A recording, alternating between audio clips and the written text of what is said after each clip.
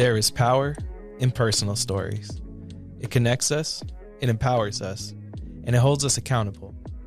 It creates understanding and expands our perspective. This is Big in the Community with Jonathan James at the Kalamazoo Promise, a podcast aimed to highlight local leaders, collaborators, and innovators in the greater Kalamazoo community.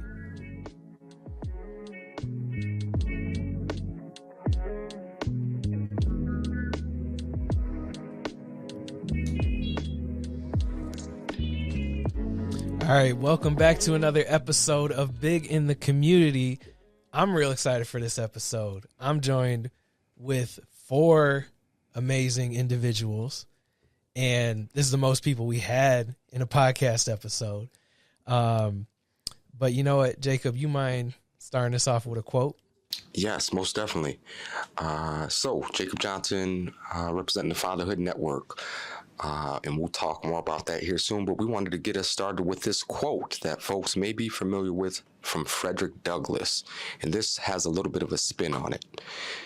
It is easier to build strong children than to repair broken men, Frederick Douglass. But we must heal men who can build boys, or they will continue to create broken children. And that was shared by Mr. Perry at the 27th Annual International Fatherhood Conference in Washington, D.C. That's powerful stuff. Thank you.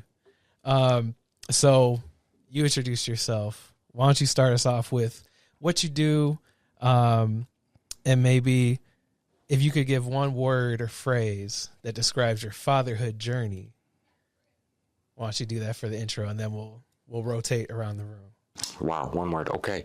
Like I mentioned, my name is Jacob Mabry Penny Johnson.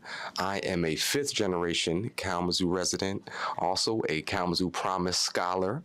I'm a father of 2, my daughter Zainab and Malik Johnson. I have a background in social work and holistic health. And my role with the Fatherhood Network is the director of wellness, which I am privileged and honored to serve in this role.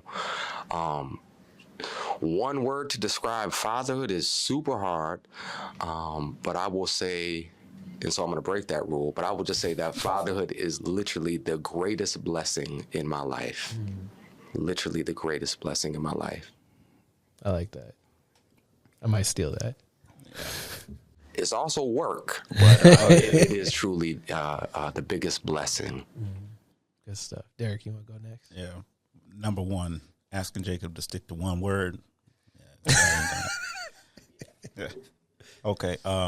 Derek Miller. I am Kalamazoo native, also a Promise recipient. Go Giants. Go Giants. And I am the father of 2 wonderful boys, married to a wonderful wife. Love you, babe. And I serve as the director of operations for the Fatherhood Network. Nice. You got your one. Wait, well, did you give your one word? I didn't give my one word. Okay. No, I was fetching it. I think my one word to describe fatherhood would be enduring. Okay. I'm taking notes, literally. I need this stuff. I guess I should go. I shouldn't just make you guys do it. So I'm Jonathan James, business partner manager here at the Kalamazoo Promise. What I do is just to connect with business partners, create a talent pipeline, so that way our scholars, alumni can actually reach high-paying, thriving jobs. Not just like, we don't want you to go to school and get a degree in like exercise science and then be working at a restaurant or, something that you don't want to do. We want you to be in your field, be successful in your field. And that's the work that I do. One word or phrase, I should have thought about this while you two were going. Because it is enduring. It is the greatest blessing. I want to say it's rewarding. I'm going to go with that. Yeah. Because you could put stuff before it, like you got to earn it. You can, right. Or you could put stuff after it, saying like it's a blessing. It's amazing that you're able to be a father and do those things. So, yeah. Orlando, you want to go next? Yes. Orlando Little, fatherhood community advocate. My one word would be hero. And I say that, not having a father after the age of 7 years old, you always yearn or want or look for that hero. And for your own fathers, you want to be a hero to your kids. That's good. That's good stuff. Rumeal? Yes, Rumeal Washpun, fatherhood engagement coordinator for the Fatherhood Network. I have two daughters, Ramaya and Zuri, 6 and 8. And my one word to describe fatherhood would be legacy. I think the importance of putting your future, your children's future first is always important. Nice. Oh man, that's some good stuff right here. Okay. The origins of Fatherhood Network. So when did it start? How did it start? And also why? I got that. Okay. So Fatherhood Network, it started really back in 2015 with Kevin Lavender Jr. He is the founder and current executive director of the Fatherhood Network. Also, he's sorry that he couldn't make it to this today. Really hoping for a part 2, bring him in and everything. But it started with Kevin Lavender Jr. At that time, he was alienated from his daughters, and was really looking for some different resources and everything that's just out in the community. And at that time, really, there's nothing. And really, that's kind of when I got involved in everything too. But at that time, just started doing the focus groups all around Kalamazoo, trying to get information on what fathers and families really wanted, what they really thought would help them and everything. That way it's not just an answer that we put together and put out there. We're really responding to what the community said. So that's how it started. Why it started is really just seeing and recognizing the gap in available services in those services that are available for men and fathers versus women and children.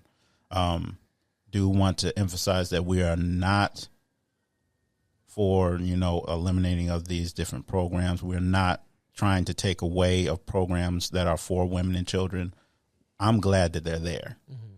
The issue is that when you have an encyclopedia of programs for women and children, but you can't name one for fathers, that is the problem. And that's why the Fatherhood Network exists. That's good stuff. Yeah, and I can add on to that. And so it's really a blessing. As Derek said, we really want to give a shout out to our founder and executive director, Kevin Lavender Jr. Like Derek mentioned, the Fatherhood, I'll say this. The Fatherhood Network has a goal of supporting men in being healthy and engaged in the lives of their children, and also economically empowered. And so we understand that when we support fathers in being healthy and engaged in the lives of their children, it benefits the whole family. And so just from the forefront, our work is really about supporting the family and community in a holistic way by way of supporting dads. As Derek mentioned, the birth of the Fatherhood Network really kind of started in an organic way. We were connected through actually youth development work. Kevin Lavender, Derek, myself, and all of us here have done youth development work. Shout out CIS, Community and Schools. And it was at that time that, like Derek mentioned, we began just having really organic conversations around how we can support each other as new dads.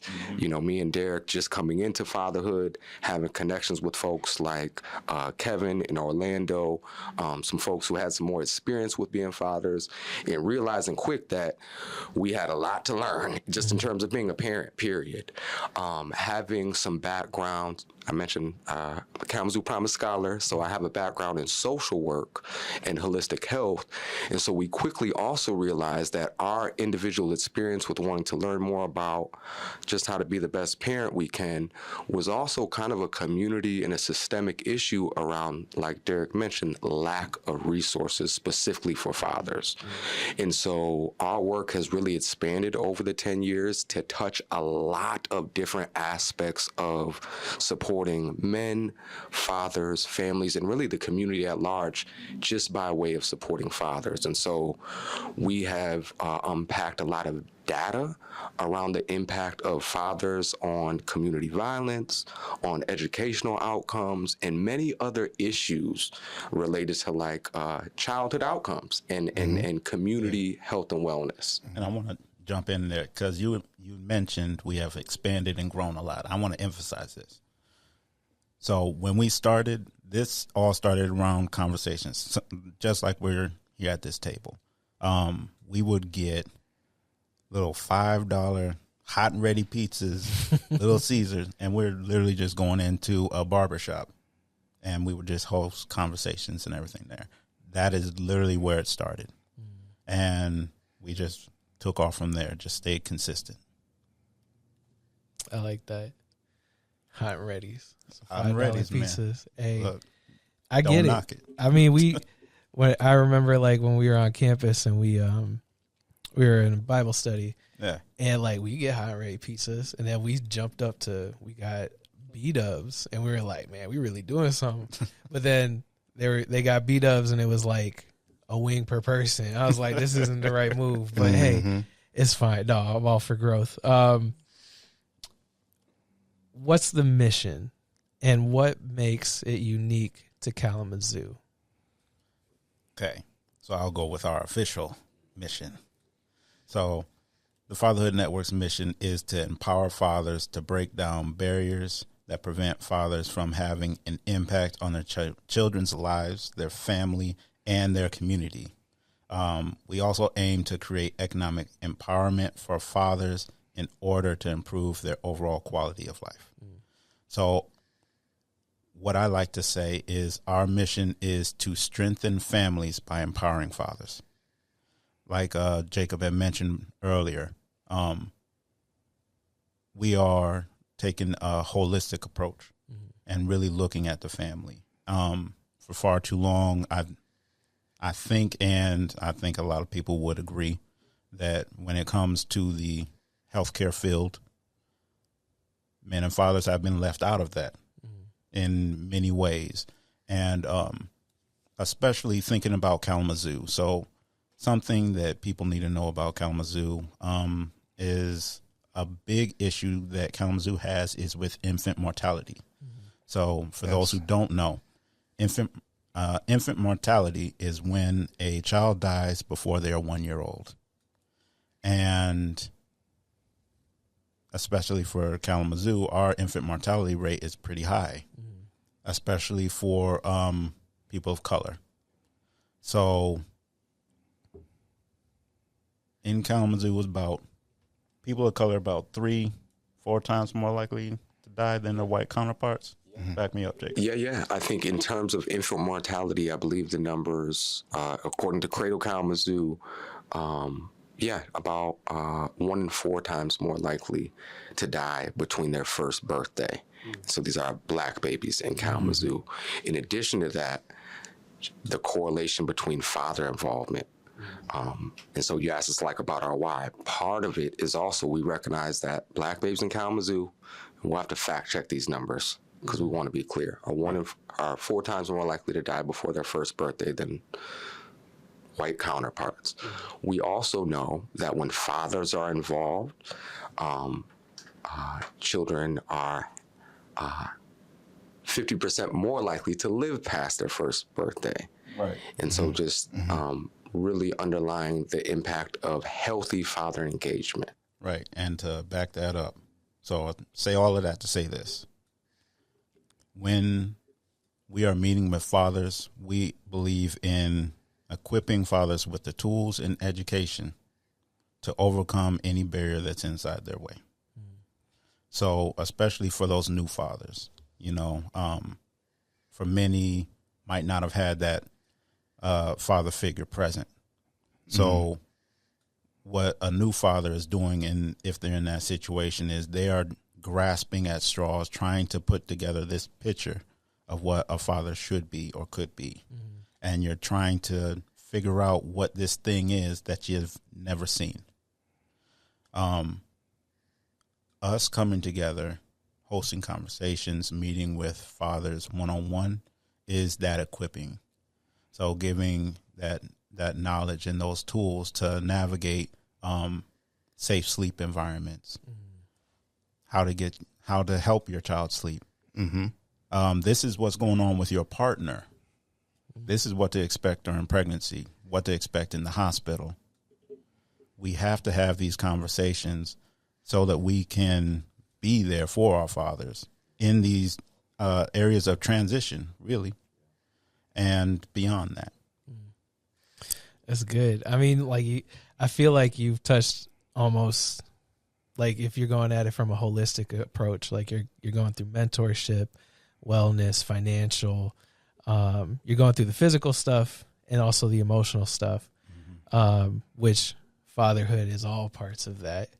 You got to be able to support, provide, and then also check in with yourself. Make sure you're okay, which can't get neglected sometimes by ourselves, most of all. It does.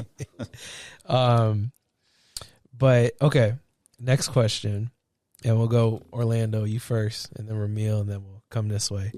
What does it mean what does being a father mean to you in today's world? What does it mean being a father in today's world? It means being active, being purposeful about what they consume, what they endure, what they're around, and just focusing on yourself to be the best role model you can be, because a lot of our kids directly feed off of what they see from their parents, and just being the role model and trying to cross and navigate those spaces that are difficult. And that's always a challenge for a parent, but when you have a brotherhood or fellowship and you can seek counsel amongst men that help you in that space, and you have similar goals and ideals and, unfortunately, some of the similar problems, but with that support system in place, you have here we have a fellowship and a brotherhood that brings men together that make it easy to navigate those rough patches, but also men to help celebrate when you cross those milestones. That's a fact. Fatherhood in today's society. I think for me personally, my goal with fatherhood is to prepare my children to not need me anymore. And those are subtle lessons, like when you're teaching them how to tie their shoes, and then they become self-aware where they can do that on their own. They don't need your input anymore for that particularly. I think being involved, being present, and also being available for tough conversations that may come up as they get older. I know Jacob talked about earlier connecting with fathers, particularly Orlando and Kev, that have been fathering for a very long time, and just kind of getting wisdom in those particular areas. So I think it can be a bit tricky, especially when there's a lot of noise pertaining to social media and other outside factors. Being able to have somewhat of a foundation, whether you call it modern, old school, something that is solid enough to push the kids to the next level. Yeah, and I'll just jump in on that. That's a great question. And listening to Orlando and Rumeal and hearing the question makes me think of so much. I'll try to be concise. Fatherhood in 2025. What does it look like? One, just have to acknowledge that this role of fatherhood really is a sacred and an ancient thing. I mean, since human beings have been on this earth, however we want to cut it, there have been fathers and babas and men sitting around fires and saying, how can we support each other in our community, in our families, and being better? So I just want to state that, because sometimes, we think that what we're doing is something necessarily new, which it is. But the fact of the matter is, fatherhood is a sacred and an ancient thing. And, men in the continent of Africa and all over the globe have been gathering and talking about how we can be the best men and fathers we can be. And so when I think about fatherhood in 2025, I think a lot of what we talk about is we have to start with being healthy men. And so I really think, in addition to what Orlando and Rumeal said, being a father in 2025 is also about being emotionally healthy and present. That we have seen a lot of different variations of families makeup when we talk about co-parenting, when we talk about single parenting. And so I'm really just resonating with what Orlando said. Is really about being the example that whether a father is living in the home with the child, is estranged from the child, that we can still be a positive, healthy example of what it means to be a man and a father. And I think in 2025 and moving forward, a lot of that has to do with our mental and emotional health and wellness. And I say that because my personal experience and a lot of folks' experience that I talk with who have had present fathers, maybe had fathers that were physically present, but maybe emotionally not as present or not as supportive. And so when I look at the future, I think we're really redefining what fatherhood looks like. And so in the past, a lot of the roles around father was provide and protect, pay the bills and discipline the children when needed. But I think now we are actively trying to be a lot more hands-on and emotionally present. And so that's what comes to mind. Yeah. I'm sitting here trying to think of stuff that Dan say. Right.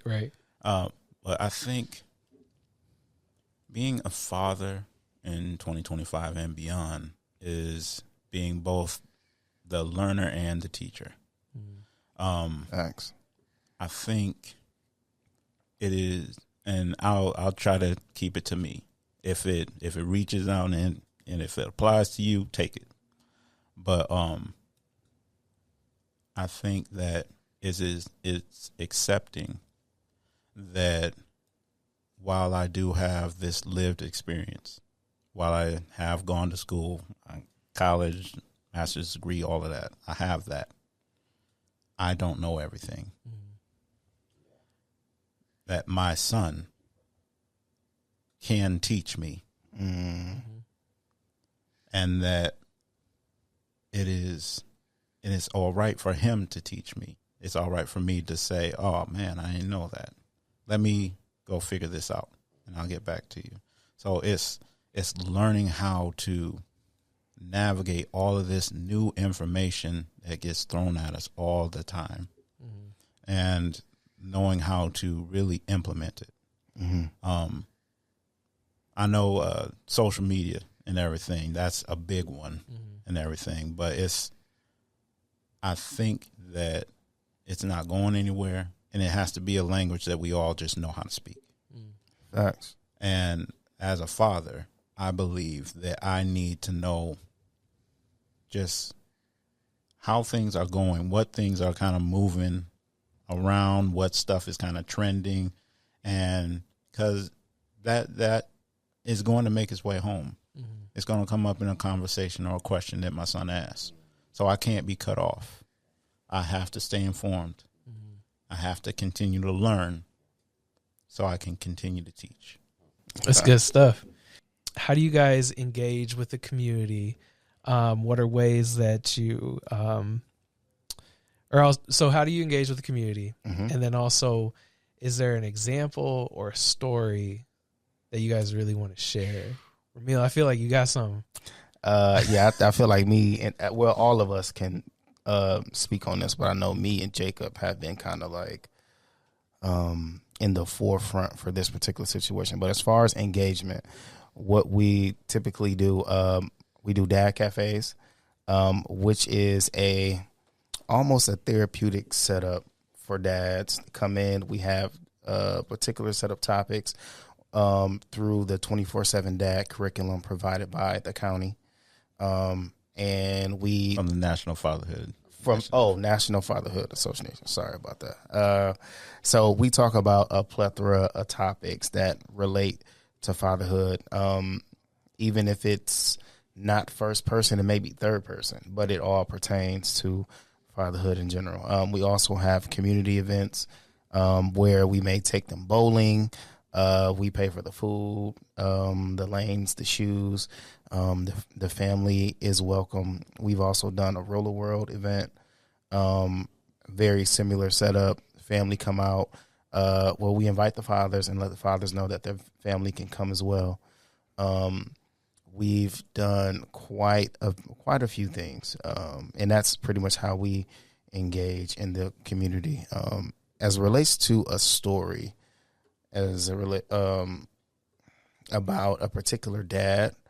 Not sure if we can say his name, but there is a particular dad that Don't say his name. He's been in our cohort for quite some time, and has been very adamant about his involvement with his sons, but has had the roadblock of the mother, with him, kind of in the way of engagement, him proceeding to take care of his responsibilities. So he got in contact with us. He has been very active. He reaches out to us very regularly, particularly Jacob and myself, as relates to what he's dealing with at that particular time.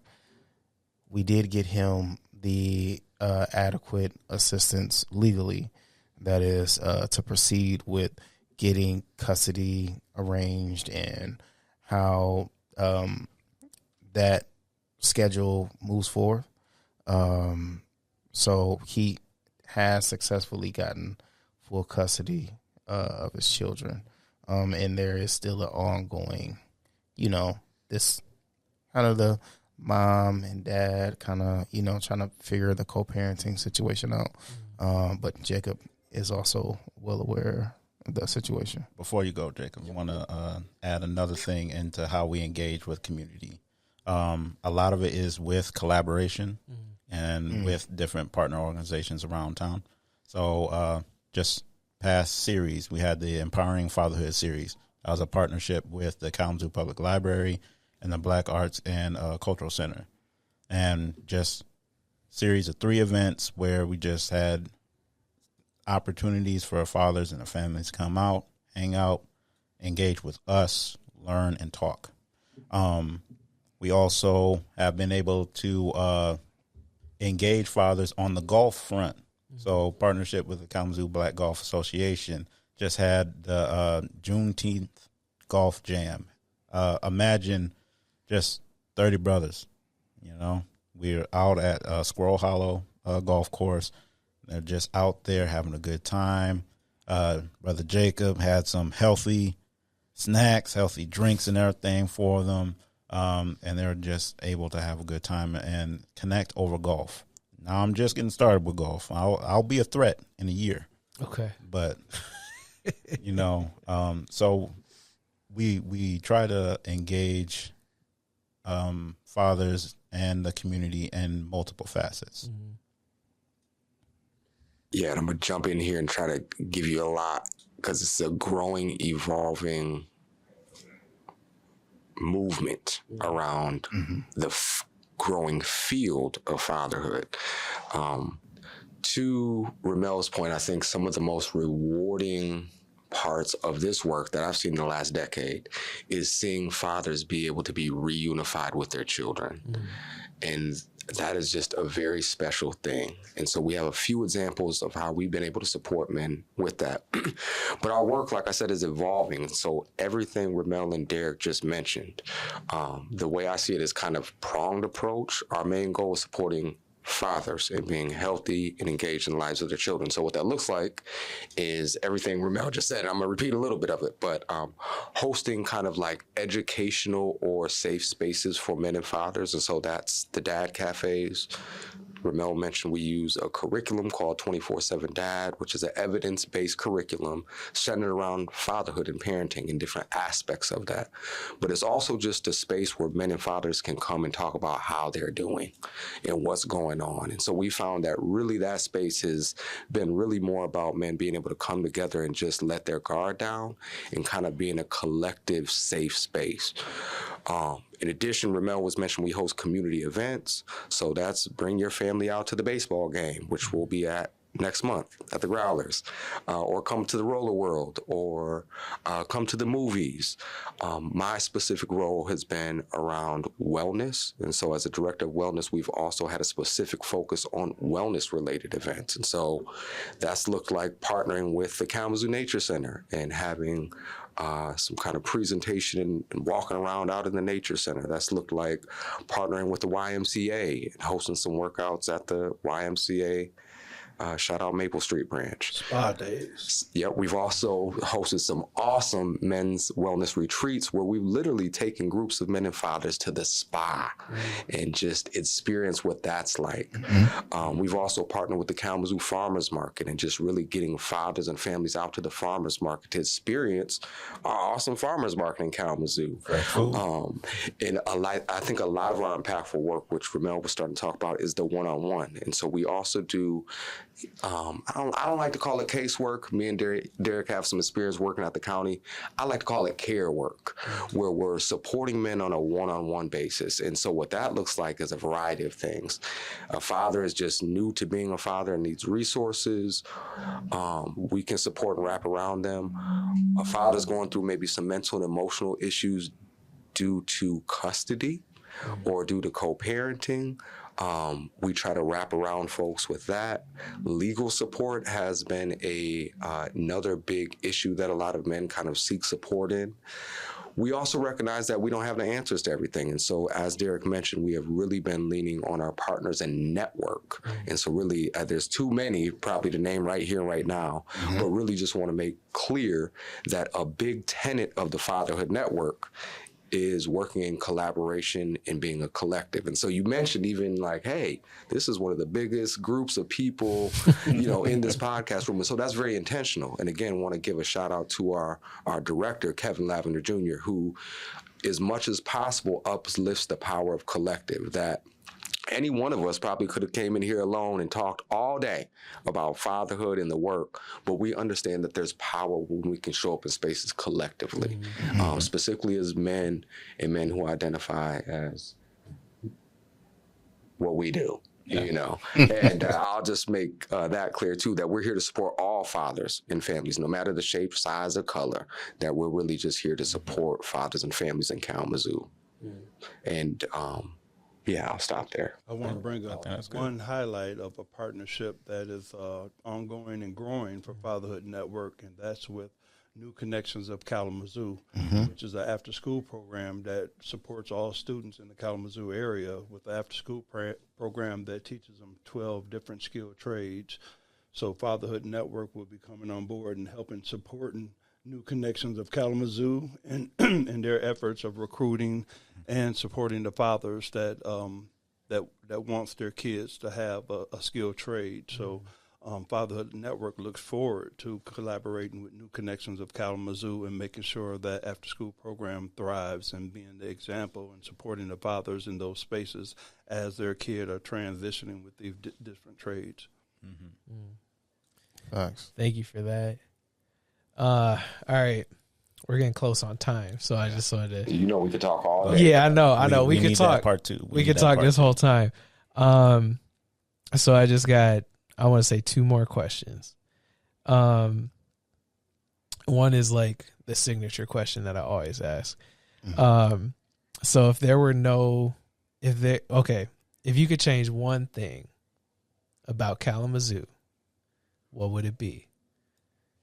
And I'll have each of you do it. Orlando, you first. If I could change one thing for Kalamazoo, it would be to get all the nonprofits that advocate for youth and children and families to just do more things together. I see a bunch of silos and a bunch of different organizations and nobody collaborating at the level I would like to see to see the changes that we need to see in our young people, and that change is well needed in the adults as well. But it's a lot of nonprofits, and there's a lot of organizations advocating for families, but I would like to see us produce more fruit, which is calmer streets, less violence, less shootings, more graduations, more celebrating, more trades, more just good stuff going on for the community. I like that.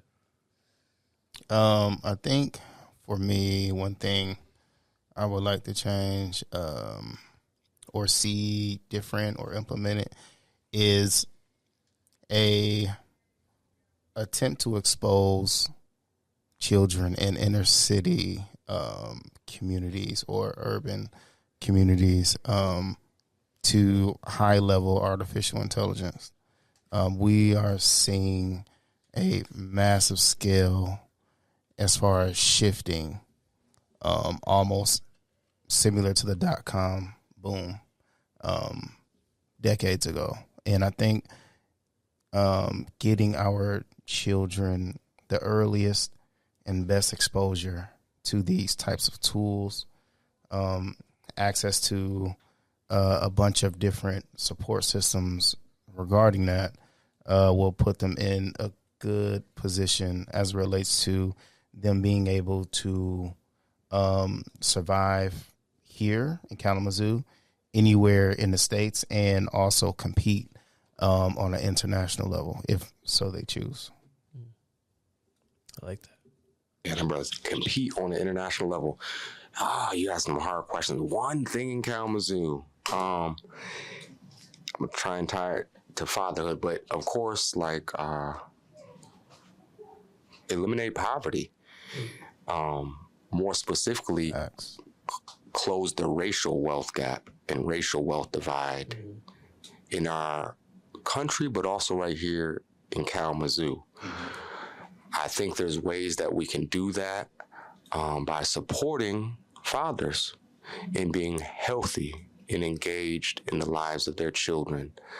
I truly believe that there is what we call a fatherhood factor ripple effect, that the data shows us that when fathers are emotionally and physically healthy, that childhood outcomes soar in every area. And so whether that's child behavior, whether that's violence, whether that's educational outcomes, and whether that's like wealth attainment, that when fathers are healthy and involved, all of those factors change for children.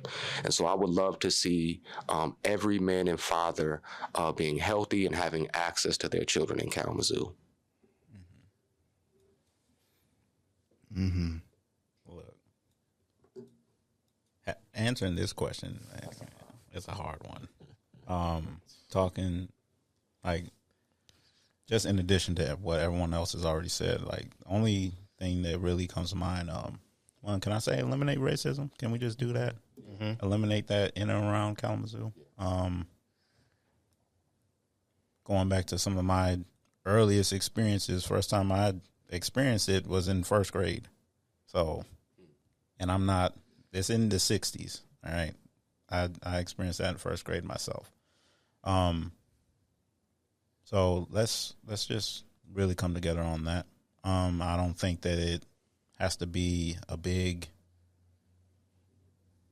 issue about different stuff. It's really stuff that we all know. We know it, and it's really just let's stop pretending like we don't know it and come together and just fix it. I feel like it can be that simple. Outside of that, I would like to see more just help, especially like emergency housing and everything for people.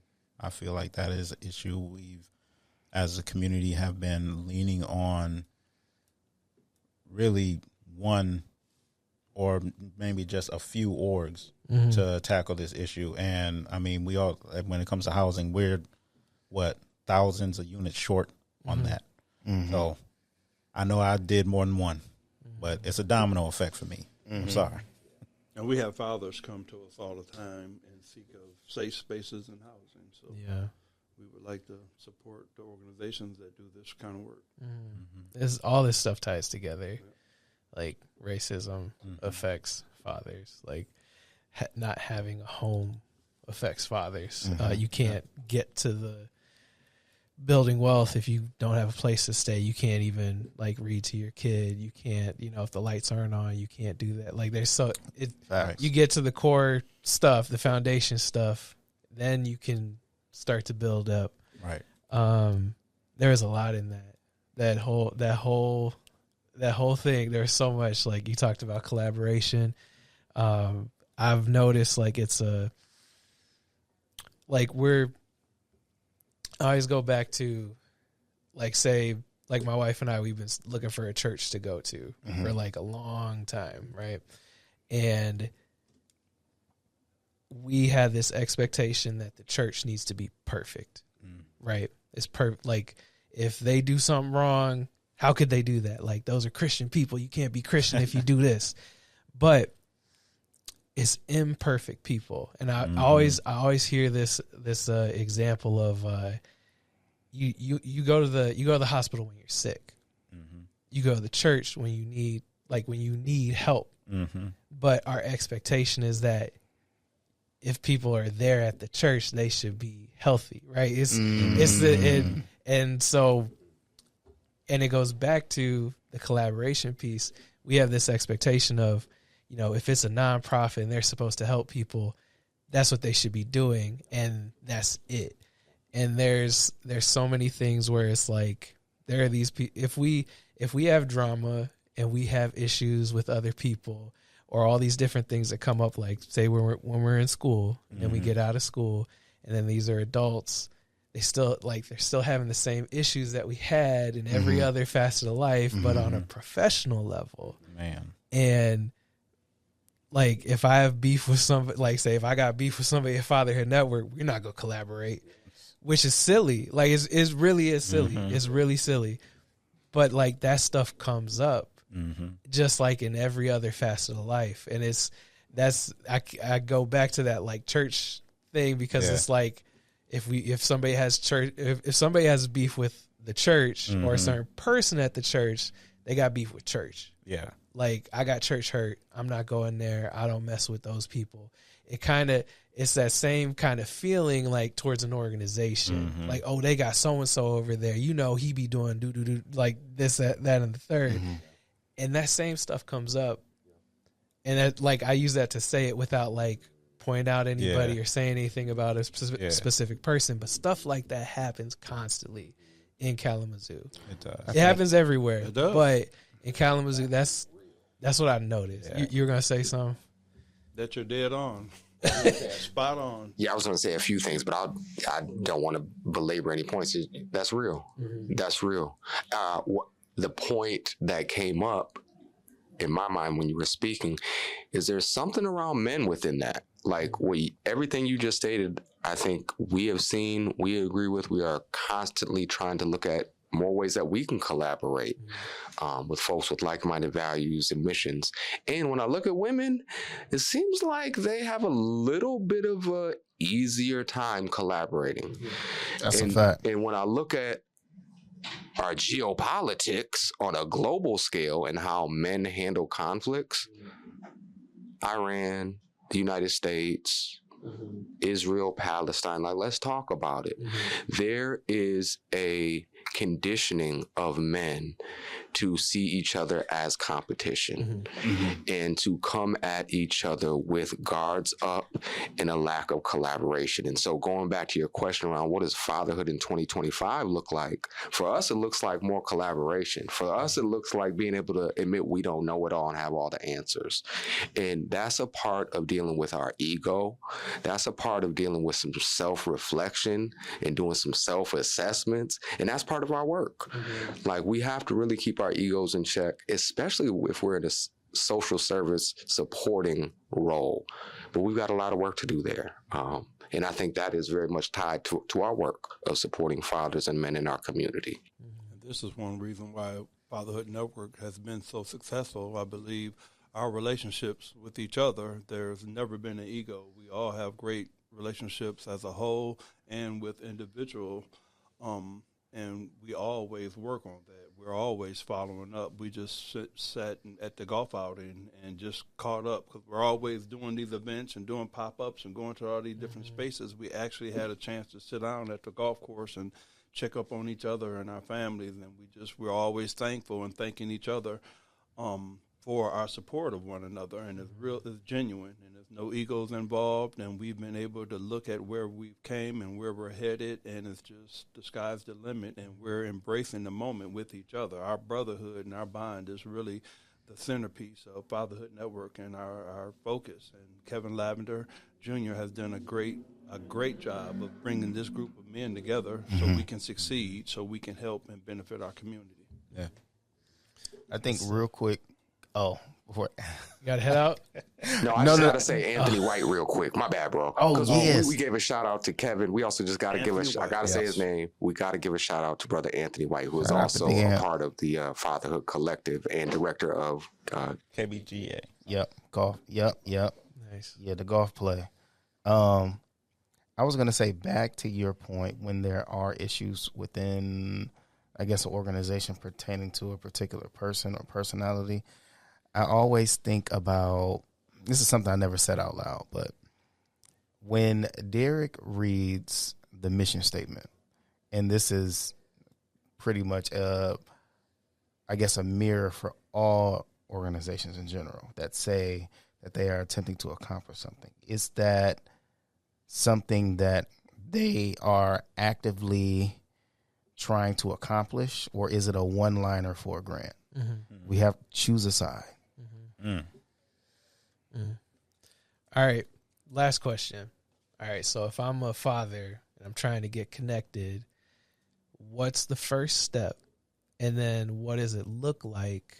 You know, how is it that you guys come along and help me? Just like layman terms. Yeah. You know, who do I call? What do I do? Do I get on social media? What is it? You know Okay. what I mean? So we get people calling in and coming to us all the time. So it can look like you just see one of us on the street and, hey, I want to get connected. Oh, okay, here's my business card. Just like that. Step one. Step one. If you see us on social media, send us a direct message. Hey, see what you guys are doing. Really want to get connected. Okay, here. We can set up a meeting, get this thing going. You can fill out our contact form on our website, www.thefatherhoodnetwork.org. Fill out that contact form, and that comes directly to us, and then we call you. If you are working with a home visiting program, if you are expecting parents or fathers that is at the hospital, tell them you want to get connected. They will send a referral and everything straight to us, and we'll get talking to them. So that first contact, that's step one. Step two, pretty much Brother Rumeal is going to reach out, talk to him, get that initial, conversations and everything started, and really assessing what are the needs or immediate needs for this father. Is it some basic information? Is it, their baby is due, in a month, they feel unprepared. Maybe we just get some parenting education and everything in this father's life. Or maybe, they really want to dive in deep into some things that are going on, like their kid is experiencing these different issues and maybe experiencing some lack of resources within the home or anything like that. And it's just like, okay, this individual may need more of a wraparound and everything. Now we're getting the wellness plans out. We're connecting them to community resources. We're meeting them and giving that parenting education. We're really trying to wrap around this individual. If we don't have a resource or certain bit of education that we have if it's not in-house, we try to connect them with someone who would have it. That's a fact. So I'll just real quick, thefatherhoodnetwork.org. You can also reach us at 269-261-0814. You can also reach out at info@fatherhoodnetwork.org. And depending on your need, your level of support, we can get you started with everything Derek just mentioned. We are actively continuing to develop our kind of processes, but we have an intake form, like Derek mentioned, where we can kind of dig deeper and see where men and fathers are at and how we can best support. But thefatherhoodnetwork.org. You can also find us on Facebook and LinkedIn, or just Google us. And all that. Thank you, Jake. All right. Thank you guys so much for being here. Thank you for sharing. I know there's some personal stuff in there too. I appreciate you guys just being vulnerable and sharing that with us, and just really appreciate the work that you're doing. I'll get connected too, so appreciate you guys. Appreciate Thank y'all, you, fellas. man. Love Thank what you. y'all doing. Right. And congrats on newborn. Oh, and thank you, everything, man. thank you. Oh, congrats, Appreciate John. it. Okay. Appreciate it. Yeah, Hold yeah. on. You know? Right. The newborn play. All right. Wasn't just going to let that slide. RX kids. Right. No, we missed it. Okay. Okay.